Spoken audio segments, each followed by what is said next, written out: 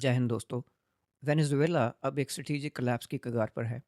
17 दिसंबर, इस डेट को नोट कर लीजिए। इस दिन से ट्रंप एडमिनिस्ट्रेशन ने वेनेजुएला के पोर्ट्स पर नेवल ब्लॉकेट लगा दिया है। इसका सीधा अर्थ है कंप्लीट एनसर्कलमेंट। अमेरिका की नेवी वहां तैनात है और मैसेज क्लियर है, एक भी बूंद ऑयल बाहर नहीं जाएगा। इसका इम्पैक्ट समझना बहुत ज़रूरी है। वेनेजुएला का 90% फॉरेन करेंसी सिर्फ ऑयल एक्सपोर्ट से आता है और 17 दिसंबर ऑनवर्ड्स वो इनकम ज़ीरो हो जाएगी। वेनेजुएला में ऑलरेडी फूड क्राइसिस है। 80% फूड इंपोर्ट किया जाता है। जब पैसा नहीं होगा तो अनाज कहाँ से आएगा। हम वहाँ केवल कुछ ही दिनों में एक भीषण फूड राइट्स देखने वाले हैं, परंतु ये केवल एक देश का कोलैप्स नहीं है, ये भारत के लिए एक गंभीर वार्निंग है। क्यों, आइए समझते हैं। पहले ग्राउंड रियलिटी का एनालिसिस करते हैं। वेनेजुएला में सिविल वॉर नहीं बल्कि सिविल ब्रेकडाउन होने वाला है। सिचुएशन कंट्रोल से बाहर होगी और इसका मेन कारण हुगो चावेस के टाइम पे वहाँ आम नागरिकों को 1 मिलियन यानी कि 10 लाख से ऊपर AK-47 बांटी गई थी। आज वहाँ हर दूसरे घर में असॉल्ट राइफल मौजूद है। एक भूखी पॉपुलेशन और ऊपर से हथियार।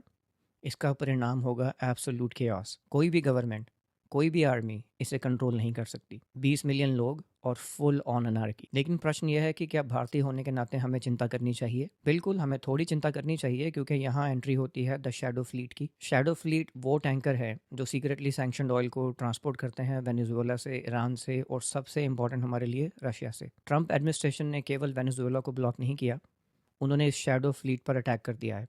They have broken the seal. आज वो वेनेजुएला के गोस्ट शिप्स को रोक रहे हैं। अगर कल उन्होंने रशिया की शैडो फ्लीट को टारगेट किया तो इंडिया की एनर्जी सिक्योरिटी का क्या होगा? एक बात याद रखिए, हमारी इंडस्ट्रीज और ट्रांसपोर्टेशन उसी रशियन ऑयल पर निर्भर है जो इस शैडो फ्लीट के माध्यम से आता है। वेनेजुएला का 1 मिलियन बैरल मार्केट से हटना शायद टोलरेबल हो, लेकिन अगर रशिया का 4 से 5 मिलियन बैरल तेल रुक गया तो एक ग्लोबल एनर्जी शॉक आएगा और 2026 इकोनॉमीज़ के लिए काफ़ी चैलेंजिंग होगा।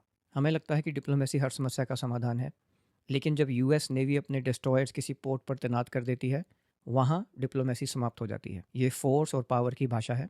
अगर अंतर्राष्ट्रीय मार्केट में तेल की कमी हुई तो प्राइस बढ़ना निश्चित है। प्राइस बढ़ने का सीधा असर भारत के इंपोर्ट बिल पर पड़ेगा। इन्फ्लेशन और महंगाई का संकट वापस आ सकता है। वेनेजुएला बस एक एग्जाम्पल है, असली चैलेंज अभी आना बाकी है। अमेरिका ने सिग्नल दिया है कि वो ग्लोबल ऑयल सप्लाई को इंटरप्ट कर सकता है। अब सवाल ये है, क्या भारत अपनी एनर्जी सिक्योरिटी के लिए सचेत है? क्योंकि 2026 में जब आप गाड़ी में पेट्रोल डलवाने पेट्रोल पंप जाएंगे और प्राइस देखेंगे तो वेनेजुएला की याद ज़रूर आएगी। जय हिंद।